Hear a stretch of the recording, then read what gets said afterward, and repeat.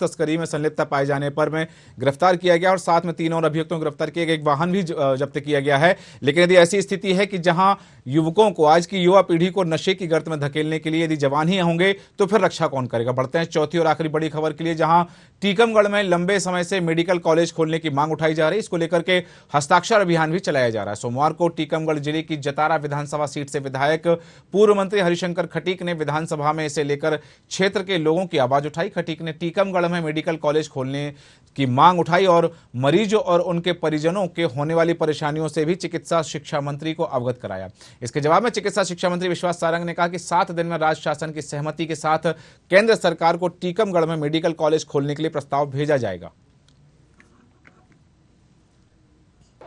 टीकमगढ़ जिले की धरती पर बरसों से मांग चली आ रही है कि टीकमगढ़ जिले की धरती पर मेडिकल कॉलेज होना चाहिए, क्योंकि हम सब जानते हैं कि टीकमगढ़ जिले में अनुसूचित जाति जनजाति वर्ग के लोग, सामान्य और पिछड़ा वर्ग के गरीब समुदाय के अधिक लोग रहते हैं और इसके साथ साथ उत्तर प्रदेश सीमा से ललितपुर जिले के लोग भी वहाँ पे आते हैं। तो जिला चिकित्सालय वहाँ का बहुत छोटा पड़ता है, उसके माध्यम से वहाँ पर पर्याप्त सुविधाएं जो मिलना चाहिए जितनी उतनी नहीं मिल पाती है। टीकमगढ़ से जो लोग रेफर होते हैं वो या तो झांसी जाते हैं या दतिया जाते हैं, झांसी जाते हैं या दतिया या ग्वालियर जाते हैं और या सागर जाते हैं। तो जो इस तरीके से जो गरीब व्यक्ति उनको परेशान होना पड़ता है, और कई जगह तो अब मेडिकल कॉलेज में उनको पलंग नहीं मिल पाते हैं। कई लोग रास्ते में जाते ही अपना दम तोड़ देते हैं, क्योंकि सबकी दूरी 125 किलोमीटर, 140 किलोमीटर, 150 किलोमीटर और 200 किलोमीटर तक दूर है। इस कारण से मरीजों का इलाज नहीं हो पाता था। आज हमने मतपेश की विधानसभा में, वैसे तो हम लगातार प्रश्न लगाते रहे हैं, लेकिन आज मतपेश की विधानसभा में बहस में वो प्रश्न था और प्रश्न के माध्यम से हमने माननीय मंत्री जी से पूछा कि टीकमगढ़ जिले में मेडिकल कॉलेज खोला जाए। तो उन्होंने विधानसभा में आश्वासन दिया कि 7 दिन के अंदर हम पूरा प्रपोजल बना करके, जो जिले के कलेक्टर की भी रिपोर्ट आई है, वो उस रिपोर्ट के माध्यम से और यहाँ से राज्य शासन की अनुशंसा के आधार पर, राज्य सरकार की अनुशंसा के आधार पर हम भारत सरकार के पास भेजेंगे और मेडिकल कॉलेज खुलेगा। और जिस तरह से हरिशंकर खटीक पूर्व मंत्री और जतारा विधानसभा के विधायक पूर्व मंत्री जो हैं हरिशंकर खटीक ने विधानसभा में अपने क्षेत्र में टीकमगढ़ में एक मेडिकल कॉलेज खोलने की मांग को सदन में उठाया। हालांकि आश्वस्त किया गया है मंत्री की ओर से, विभागीय मंत्री की ओर से विश्वास सारंग ने कहा है कि 1 सप्ताह के अंदर पूरी रिपोर्ट बना करके प्रस्तुत कर दी जाएगी और केंद्र को भेज दी जाएगी। हालांकि मेडिकल कॉलेज जहां भी खोला जाता है वहां पर केंद्र की अनुमति आवश्यक होती है और केंद्र को प्रस्ताव भेजने की बात कही जा रही। ज्यादा जानकारी के लिए हमारे साथ बने हुए हमारे संवाददाता विवेक सिंह। विवेक, जो बात सामने आ रही है कि जतारा विधायक हरिशंकर खटीक ने मेडिकल कॉलेज खोलने के लिए जो बात कही कि टीकमगढ़ में मेडिकल कॉलेज खोला जाए, हालांकि उन्होंने स्पष्ट किया है कि मरीजों को परेशानी ज्यादा हो रही है, तो प्रस्ताव भेजने की जो बात मंत्री ने कही है वह मेडिकल कॉलेज के लिए कही है या हॉस्पिटल के लिए कही है?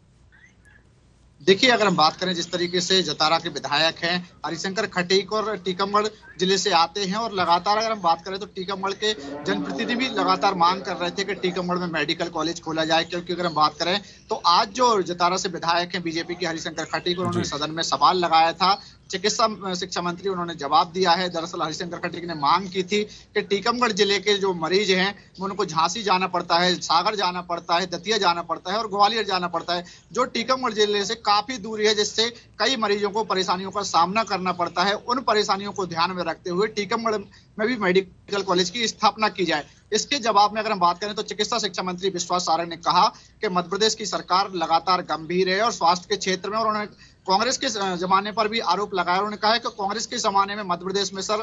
सिर्फ 5 ही मेडिकल कॉलेज थे, लेकिन अगर अब हम बात करें तो मध्य प्रदेश में 14 मेडिकल कॉलेज हो गए हैं। साथ ही उन्होंने जतारा विधायक हरिशंकर खटीक की भी तारीफ करते हुए कहा कि उन्होंने जनहितैषी मुद्दा उठाया है और निश्चित रूप से इसको सरकार गंभीरता से लेगी और 7 दिन के अंदर राज्य सरकार की अनुशंसा के साथ केंद्र सरकार को प्रस्ताव भेजा जाए कि टीकमगढ़ में मेडिकल कॉलेज की स्थापना हो। तो निश्चित रूप से कह सकते हैं कि जो जनता की मांग थी टीकमगढ़ की, आज उसको जतारा के विधायक हरिशंकर खटीक ने उठाया सदन में, और इसका जवाब भी कहीं ना कहीं चिकित्सा शिक्षा मंत्री विश्वास सारंग ने दिया है कि जो कलेक्टर की अनुशंसा होगी, साथ ही जो राज्य शासन की अनुशंसा होगी वह केंद्र सरकार को भेजी जाएगी 7 दिन के अंदर। तो निश्चित रूप से अब कह सकते हैं कि साल के अंत में विधानसभा के चुनाव होना है, तो ऐसे में अब माना जा रहा है कि जो टीकमगढ़ की जनता की लगातार मांग थी कि मेडिकल कॉलेज खोला जाए, तो अब ऐसी उम्मीद टीकमगढ़ की जनता को भी जगी है। और जब जतारा विधायक हरिशंकर खटीक से हमने बात की तो उन्होंने भी कहा है कि टीकमगढ़ की जनता की जो उम्मीद थी अब उस पर कहीं ना कहीं मध्य प्रदेश सरकार कदम उठाएगी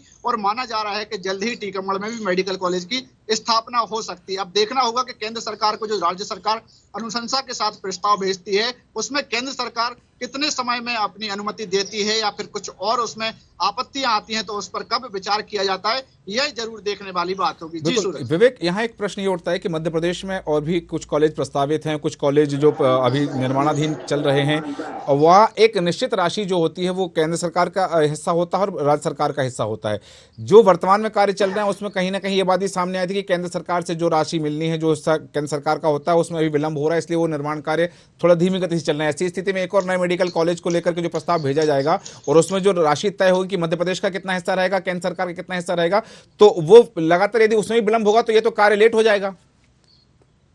बिल्कुल सूरज, अगर हम बात करें अभी सिर्फ अनुशंसा की बात चिकित्सा शिक्षा मंत्री विश्वास सारंग ने कही और जो मांग की गई थी जतारा विधायक हरिशंकर खटीक के द्वारा कि टीकमगढ़ में मेडिकल कॉलेज की स्थापना की जाए। अब उसमें कितना समय लगता है, केंद्र सरकार कितनी राशि उसमें देती है, मध्य प्रदेश की सरकार कितनी राशि देती है, अभी तो यह विचार केंद्र सरकार को जब अनुशंसा के साथ राज्य सरकार प्रस्ताव भेजेगी उसके बाद केंद्र सरकार क्या निर्णय लेती है कि टीकमगढ़ में मेडिकल कॉलेज की स्थापना होनी है या फिर नहीं होनी है। अगर होनी है तो उसके जमीन का आवंटन का जो मामला है वह उसमें कलेक्टर की रिपोर्ट मांगी जाएगी और उसके बाद तमाम जो